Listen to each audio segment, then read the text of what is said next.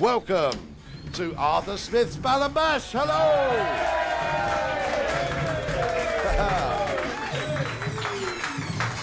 To those of you listeners who have never been to my place, it's a 26-bedroom mock-Tudor manor house standing in 24 acres of woodland. Ah, no, the furthest room from here is my bedroom, just upstairs, and in it is comedian Milton Jones. Hello, Milton. Hello, Arthur. How are you doing?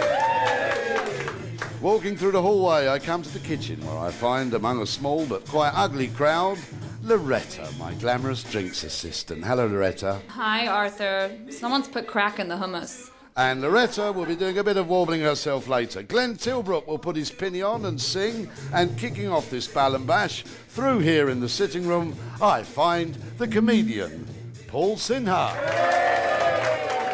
Off you go, Paul. Go on, in you go, team. Hello. Hello. Good afternoon to you all. It's an unusual pleasure to be here. And if any of you lovely people think that us comics earn a lot of money, fact number one, look at this place. And fact number two, after 30 years at the top of the business, Lenny Henry sleeps in a Premier Travel Inn. Yes. So I'm here to talk to you today about what I would call my new passion, my new obsession in life. It happened while I was doing what I call my weekly shopping for one at Sainsbury's and Crystal Palace. Now, bear in mind, I've been single since 1991. I live on my own, and in those 18 years, I've developed no skills for cooking whatsoever. My weekly shopping for one makes me look ridiculous. And I walked to the till with 3 tubs of cookie dough dynamo ice cream, a McFly poster magazine, and a Scotch egg. Nevertheless, I don't expect ridicule from the woman at the till, who looked at my shopping, looked at me, burst out laughing, winked at the till assistant on the next till and said, "Would you like help packing?" Unbelievable. I needed a change. I needed a hobby. I joined a team in the Quiz League of London. And through sheer hard work and doing 4 national tournaments, I now stand in front of you, ladies and gentlemen, officially the 60th ranked quizzer in the United Kingdom. Oh yes, thank you. Yes, I am living the dream. Quizzing is great, and let me tell you why. Quizzing ended up saving my life last December.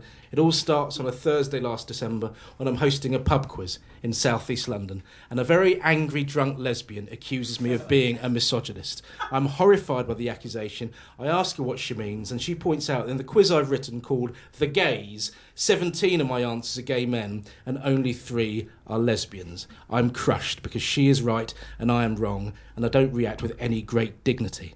I actually say to her, look, it's not my fault that gay men have just achieved more than lesbians, which is undoubtedly the wrong thing to say. But then to follow it up with, I can't make half this quiz about tennis, was without a doubt the wrong thing to say. I lost the moral and intellectual high ground. Fortunately, she was so drunk, she handed it back to me when she claimed that I got one of my questions wrong. It doesn't happen.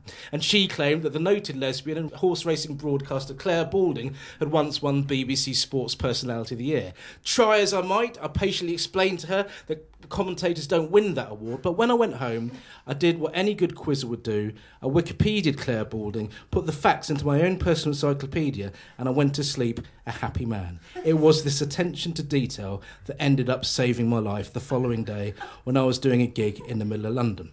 I got the last train from London Victoria back to West Norwood, where I live, and on that last train was a friend of mine from medical school called Harriet, who I hadn't seen for years. She's A, delightful, and B, unbelievably posh.